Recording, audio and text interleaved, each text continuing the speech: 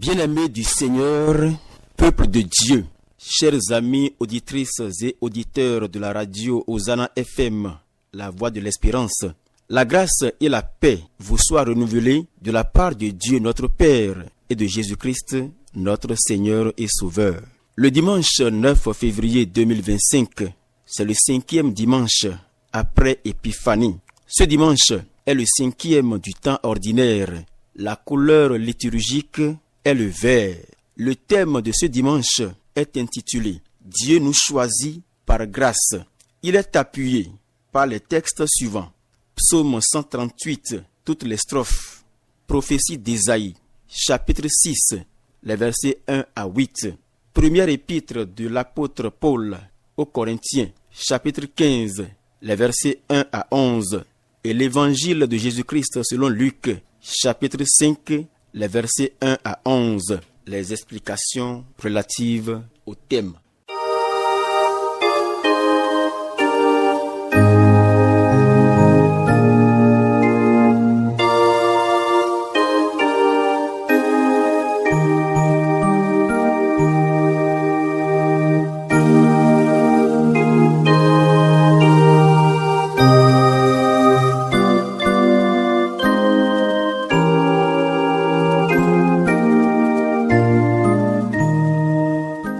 Quelques notes, quelques indications sur le thème choisi.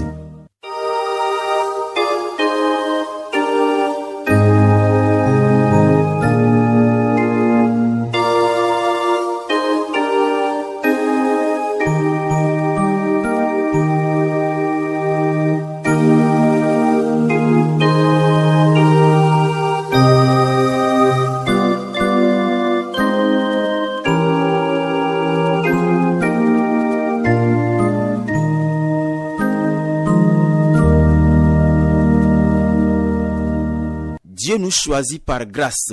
Ce thème est au-delà d'une simple affirmation, une déclaration de foi.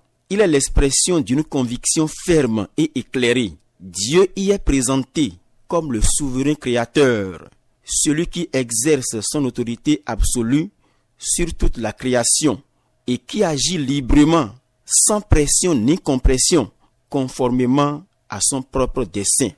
L'expression « Dieu nous choisit » fait référence à l'action souveraine par laquelle Dieu porte son choix sur notre personne parmi la multitude, soit en nous intégrant à son peuple, soit en nous appelant à son service, ou en nous dotant de capacités et aptitudes exceptionnelles pour sa gloire. Oui, choisir, c'est opérer un choix, faire une sélection, procéder à un tri, prendre de préférence, prendre pour soi ou encore élire. Tout choix suppose trop souvent la possibilité d'autres choix et tout choix fait de l'objet choisi un privilégié. Quant à la grâce, elle est la faveur imméritée de Dieu.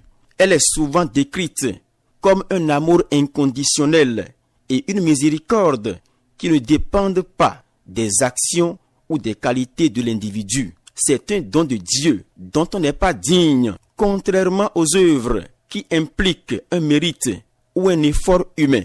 La grâce est une faveur divine qui ne dépend pas de nos actions. En somme, le thème « Dieu nous choisit par grâce » nous rappelle que notre appartenance à la famille de Dieu en Jésus-Christ est le choix que le Seigneur porte sur nous pour son service dans l'Église et dans le monde sont un don gratuit de Dieu et ne dépendent en aucun cas de nos efforts, de nos capacités ou de nos qualités.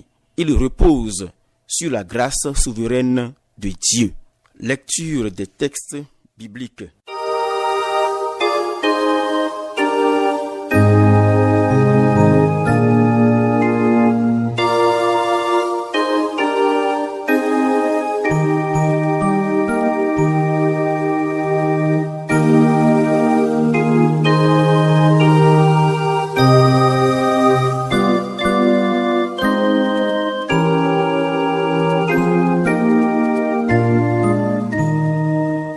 Examinons les textes bibliques. prévu pour ce dimanche.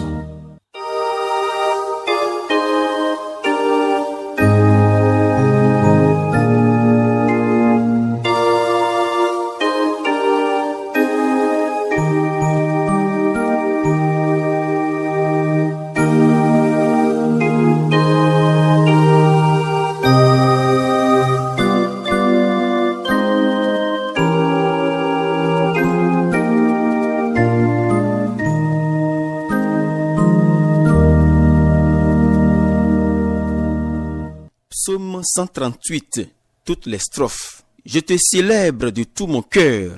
Je chante tes louanges en la présence de Dieu. Je me prosterne dans ton saint temple et je célèbre ton nom à cause de ta bonté et de ta fidélité. Car ta renommée s'est accrue par l'accomplissement de tes promesses. Le jour où je t'ai invoqué, tu m'as exaucé, tu m'as rassuré. Tu as fortifié mon âme. Tous les rois de la terre te loueront, ô Éternel, en entendant les paroles de ma bouche. Ils célébreront les voies de l'Éternel, car la gloire de l'Éternel est grande. L'Éternel est élevé. Il voit les humbles et il reconnaît de loin les orgueilleux. Quand je marche au milieu de la détresse, tu me rends la vie. Tu étends ta main sur la colère de mes ennemis et ta droite me sauve. L'Éternel agira en ma faveur. Éternel, ta bonté dure toujours. N'abandonne pas les œuvres de tes mains. Amen. Ésaïe chapitre 6, les versets 1 à 8. L'année de la mort du roi Osias, je vis le Seigneur assis sur un trône très élevé et les pans de sa robe remplissaient le temple. Des séraphins se tenaient au-dessus de lui. Ils avaient chacun 6 ailes, 2 dont ils se couvraient la face, 2 dont ils se couvraient les pieds, et 2 dont ils se servaient pour voler. Ils criaient l'un à l'autre et disaient: Saint, Saint, Saint est l'Éternel des armées. Toute la terre est pleine de sa gloire. Les portes furent ébranlées dans leur fondement par la voix qui retentissait, et la maison fut remplie de fumée. Alors je dis: Malheur à moi, je suis perdu, car je suis un homme dont les lèvres sont impures. J'habite au milieu d'un peuple dont les lèvres sont impures, et mes yeux ont vu le roi, l'Éternel des armées. Mais l'un des séraphins vola vers moi, tenant à la main une pierre ardente qu'il avait prise sur l'autel avec des pincettes. Il en toucha ma bouche et dit: Ceci a touché tes lèvres, ton iniquité est enlevée et ton péché est expié. J'entendis la voix du Seigneur disant: Qui enverrai-je et qui marchera pour nous? Je répondis: Me voici, envoie-moi. 1 Corinthiens chapitre 15, les versets 1 à 11. Je vous rappelle, frères, l'évangile que je vous ai annoncé, que vous avez reçu, dans lequel vous avez persévéré, et par lequel vous êtes sauvés, si vous le retenez tel que je vous l'ai annoncé. Autrement, vous auriez cru en vain. Je vous ai enseigné avant tout, comme je l'avais aussi reçu, que Christ est mort pour nos péchés, selon les Écritures, qu'il a été enseveli et qu'il est ressuscité le 3e jour, selon les Écritures, et qu'il est apparu à Céphas, puis aux 12. Ensuite, il est apparu à plus de 500 frères à la fois, dont la plupart sont encore vivants et dont quelques-uns sont morts. Ensuite, il est apparu à Jacques, puis à tous les apôtres. Après eux tous, il m'est aussi apparu à moi comme à l'avorton, car je suis le moindre des apôtres. Je ne suis pas digne d'être appelé apôtre parce que j'ai persécuté l'Église de Dieu. Par la grâce de Dieu, je suis ce que je suis, et sa grâce envers moi n'a pas été vaine. Loin de là, j'ai travaillé plus que tous, non pas moi toutefois, mais la grâce de Dieu qui est avec moi. Ainsi donc, que ce soit moi, que ce soit eux, voilà ce que nous prêchons et c'est ce que vous avez cru. Évangile selon Luc, chapitre 5, les versets 1 à 11. Comme Jésus se trouvait auprès du lac de Génézareth et que la foule se pressait autour de lui pour entendre la parole de Dieu, il vit au bord du lac 2 barques d'où les pêcheurs étaient descendus pour laver leurs filets. Il monta dans l'une de ces barques qui était à Simon et il le pria de s'éloigner un peu de terre. Puis il s'assit et de la barque il enseignait la foule. Lorsqu'il eut cessé de parler, il dit à Simon, « Avance en pleine eau et jetez vos filets pour pêcher. » Simon lui répondit, « Maître, nous avons travaillé toute la nuit sans rien prendre, mais sur ta parole, je jetterai le filet. » L'ayant jeté, ils prirent une grande quantité de poissons et leur filet se rompait. Ils firent signe à leurs compagnons qui étaient dans l'autre barque de venir les aider. Ils vinrent et ils remplirent les 2 barques au point qu'elles enfonçaient. Quand il vit cela, Simon-Pierre tomba aux genoux de Jésus et dit, « Seigneur, retire-toi de moi, parce que je suis un homme pécheur. » Car l'épouvante l'avait saisi, lui et tous ceux qui étaient avec lui, à cause de la pêche qu'ils avaient faite. Il en était de même de Jacques et de Jean, fils de Zébédée, les associés de Simon. Alors, Jésus dit à Simon, « Ne crains point, désormais tu seras pêcheur d'hommes. » Et, ayant ramené les barques à terre, ils laissèrent tout et le suivirent.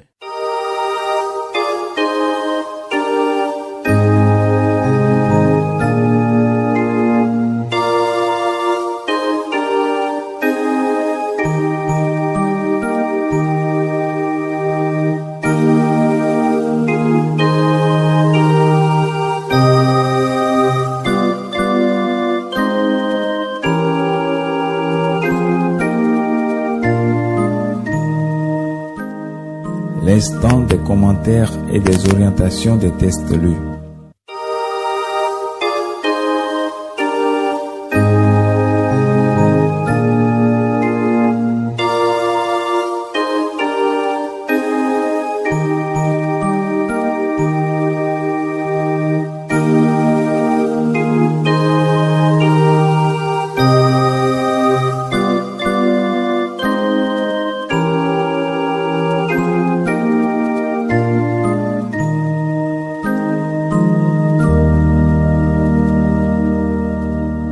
Commentaire des textes. Le psaume 138 est un psaume de louange et de gratitude à Dieu. Il est attribué à David qui exprime une profonde reconnaissance envers Dieu pour sa fidélité, son amour et son secours dans les moments de détresse. Dans les strophes 1 à 3, relatives à la louange et la gratitude envers Dieu, David commence par déclarer qu'il loue le Seigneur de tout son cœur et même en présence des puissances, c'est-à-dire les rois, les anges et les faux dieux.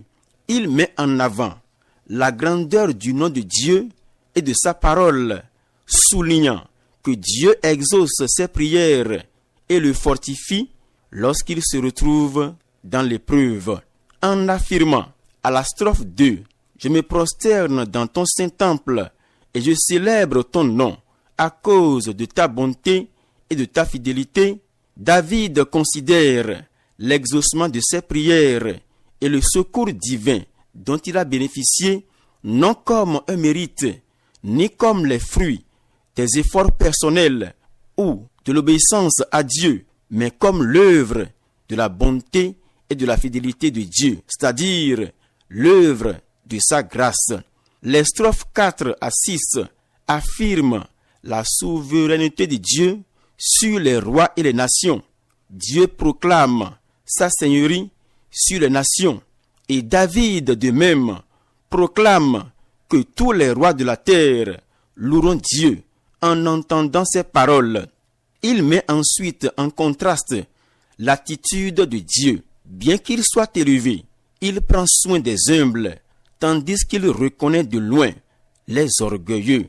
Dieu valorise l'humilité et rejette l'orgueil. La reconnaissance de la grâce de Dieu exige donc un esprit d'humilité et une vie d'humilité. Dans les strophes 7 et 8, où il est question de la protection divine dans l'épreuve, David témoigne de sa confiance en Dieu même lorsqu'il traverse l'adversité. Il est certain que Dieu le délivrera de ses ennemis et qu'il achèvera son œuvre en lui. À la strophe 8, David affirme « L'Éternel agira en ma faveur ». Cette affirmation montre que le psalmiste compte sur la grâce de Dieu pour son avenir, reconnaissant que tout dépend de lui. Le psaume 138 met ainsi en évidence la grâce de Dieu comme fondement de la relation entre Dieu et l'homme. Le psalmiste ne se vante pas de ses propres réalisations, mais attribue tout à Dieu. Cela illustre le thème de l'élection par grâce. Dieu choisit et agit en faveur de ceux qui lui font confiance, non à cause de leur mérite, mais à cause de sa nature aimante et fidèle. Le passage d'Ésaïe, chapitre 6, les versets 1 à 8, est l'un des textes les plus significatifs et les plus étudiés de la Bible hébraïque. Il décrit la vocation prophétique d'Ésaïe et offre une puissante révélation divine. Traditionnellement, le livre d'Ésaïe est divisé en 3 parties. La première compte les chapitres 1 à 39, la deuxième, les chapitres 40 à 55, et la troisième, les chapitres 56 à 66. Le texte d'Ésaïe, chapitre 6, appartient ainsi au proto-Ésaïe et est situé dans un contexte de crise politique et spirituelle en Juda, vers le 8e siècle avant Jésus-Christ, sous le règne du roi Osias. La mort de ce roi marque la fin d'une période de relative stabilité et le peuple de Dieu est confronté à des menaces extérieures, notamment de la part de la Syrie. Les versets 1 à 4 décrivent une vision majestueuse de Dieu assis sur un trône élevé, entouré de séraphins. L'expression « l'année de la mort du roi Osias » est une précision temporelle qui situe la vision dans un contexte de transition et d'incertitude politique. La description de Dieu sur un trône souligne sa souveraineté et sa transcendance. Le trône haut et élevé symbolise quant à lui la grandeur et la majesté divine. En outre, l'image des pans de son vêtement qui remplissait le temple suggère la présence omniprésente et écrasante de Dieu. Quant aux séraphins, ils sont des êtres célestes dont le nom signifie brûlant, symbolisant leur pureté et leur dévotion. Leur chant « Saint, Saint, Saint est l'Éternel des armées » est une proclamation de la sainteté absolue de Dieu. Face à une telle vision glorieuse, Ésaïe exprime un profond sentiment de culpabilité et de crainte au verset 5. « Malheur à moi, je suis perdu, car je suis un homme dont les lèvres sont impures. J'habite au milieu d'un peuple dont les lèvres sont impures. » s'écria-t-il. La vision de la sainteté de Dieu le rend conscient de son propre péché et de celui de son peuple. Il confesse sa petitesse devant la grandeur de Dieu et son indignité devant sa sainteté. En réponse à sa confession, les versets 6 et 7 nous rapportent qu'Ésaïe a été purifié à travers un charbon ardent pris de l'autel par un séraphin. Ce charbon symbolise la grâce de Dieu qui purifie et sanctifie l'homme et le prépare pour son service. Il a été appliqué à la bouche d'Ésaïe avec ces paroles. Ceci a touché tes lèvres, ton iniquité est enlevée et ton péché est expié. Cette action rituelle purifie Ésaïe, le rendant apte à accomplir sa mission prophétique. Ce n'est qu'à la suite de la purification que Dieu lance un appel à qui sera son messager. Ésaïe répond alors avec une disponibilité totale, montrant sa volonté de servir Dieu malgré les défis à venir. « Me voici, envoie-moi, dit-il. » Après avoir été purifié par grâce, Ésaïe répond à l'appel de Dieu. Ce passage montre que le choix de Dieu et son appel reposent sur sa grâce et non sur la perfection humaine. Ésaïe, conscient de son péché, est purifié et choisi par Dieu pour une mission spécifique. Cela illustre que Dieu choisit et qualifie ceux qu'il appelle malgré leurs imperfections. Le passage de 1 Corinthiens chapitre 15, les versets 1 à 11, est un témoignage fondamental sur la résurrection du Christ. L'apôtre Paul rappelle aux Corinthiens l'évangile qu'il leur a annoncé et il insiste sur son importance capitale pour leur foi et leur salut. Cette première épître, il faut le préciser, a été rédigée par Paul vers l'an 55 après Jésus-Christ à une communauté chrétienne divisée et confrontée à divers problèmes doctrinaux et moraux. Le chapitre 15 traite spécifiquement de la résurrection, un sujet controversé parmi les Corinthiens, influencé par la pensée grecque qui rejetait souvent l'idée d'une résurrection corporelle. Dans les versets 1 à 4, Paul défend avec force cette doctrine en rappelant d'abord que la résurrection du Christ est le fondement de la foi chrétienne, fondement et foi qui mène au salut par grâce. Il a aussi rappelé aux Corinthiens que le salut de tout homme repose non sur ses œuvres ou ses efforts personnels, mais plutôt sur la mort et la résurrection de Jésus-Christ. La foi en sa mort et en sa résurrection est un don de Dieu et procure le pardon des péchés et la vie éternelle. Dans les versets 5 à 7, Paul liste les témoins des apparitions du Christ au lendemain de sa résurrection pour montrer que cette résurrection est un fait attesté. Commençant par Céphas, il en est arrivé à lui-même et évoque dans les versets 8 et 9 sa propre rencontre avec le Christ ressuscité sur le chemin de Damas. Voici ce qu'il dit. Après eux tous, il m'est aussi apparu, à moi comme à l'avorton, car je suis le moindre des apôtres. Je ne suis pas digne d'être appelé apôtre parce que j'ai persécuté l'église de Dieu. Le terme avorton qu'il emploie pour se désigner au verset 9 exprime son sentiment d'indignité. Il reconnaît son passé de persécuteur de l'église et souligne que son appel n'est dû qu'à la grâce de Dieu. Jésus-Christ ne se révélerait pas à lui s'il devait tenir compte de son passé. Au verset 10, il dit expressément, « Par la grâce de Dieu, je suis ce que je suis. » Paul reconnaît que son ministère est le fruit de la grâce de Dieu et non de ses propres efforts. Cette grâce n'a toutefois pas été vaine dans sa vie. Il a si bien porté en se mettant résolument au service de l'Évangile. En somme, Paul rappelle l'importance de la résurrection du Christ pour la foi chrétienne et souligne que l'Évangile du salut est un don de la grâce de Dieu et que son propre appel en tant qu'apôtre est une manifestation de la grâce.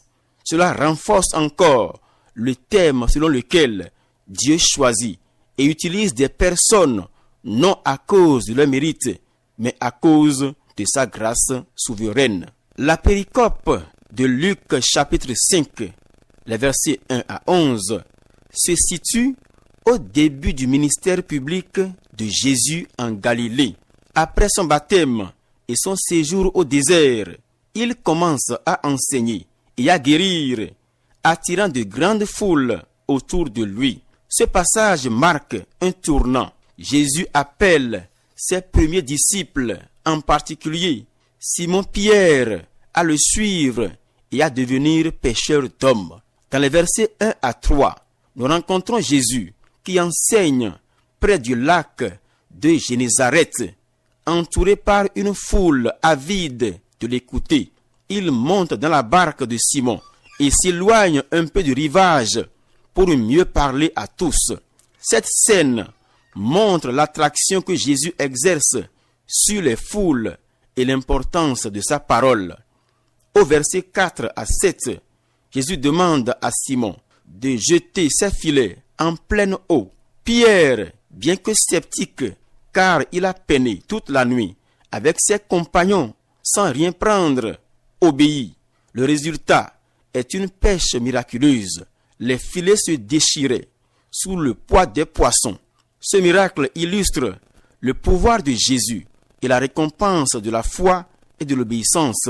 Face à ce miracle, Pierre est bouleversé et tombe aux pieds de Jésus en confessant son indignité au verset 8. Je cite: « Seigneur, éloigne-toi de moi, car je suis un homme pécheur. » Ce moment rappelle l'appel prophétique d'Ésaïe et les propos d'Ésaïe quand l'homme prend conscience de sa petitesse devant Dieu. Au verset 10, Jésus rassure Pierre et l'appelle à une nouvelle mission, malgré ses faiblesses. Il lui dit: « Ne crains rien, désormais tu seras pêcheur d'hommes. » Pierre, Jacques et Jean abandonnent tout pour suivre Jésus. Cet appel souligne la radicalité de la vocation chrétienne et l'abandon confiant à la mission divine. Ce passage montre que l'appel de Jésus repose sur sa grâce et non sur la perfection humaine.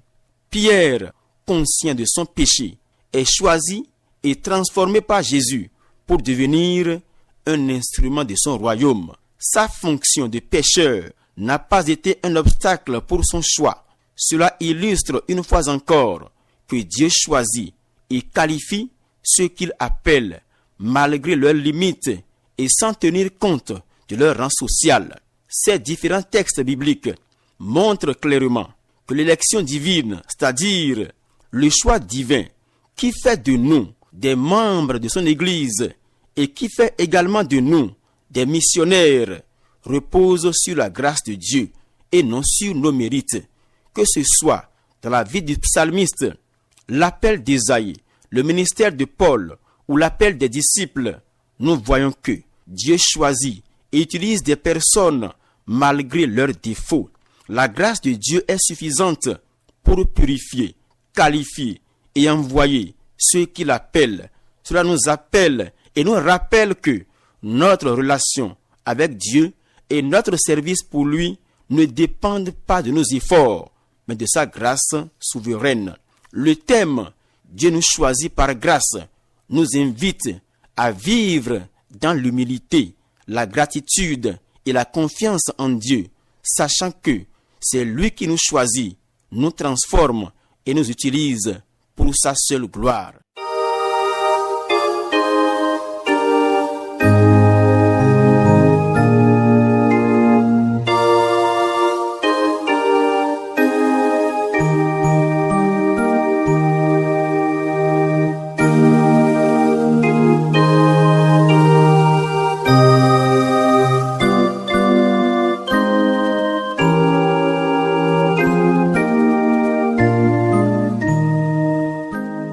L'indication des cantiques choisis pour ce dimanche.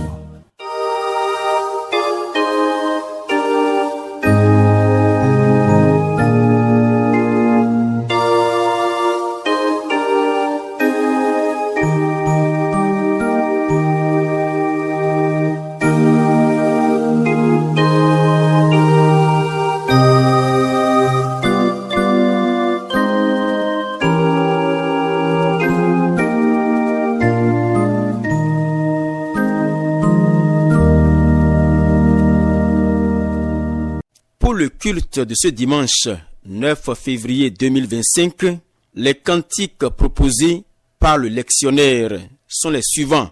Recueil Gloire à Dieu, numéro 28, 173, 530 et 292.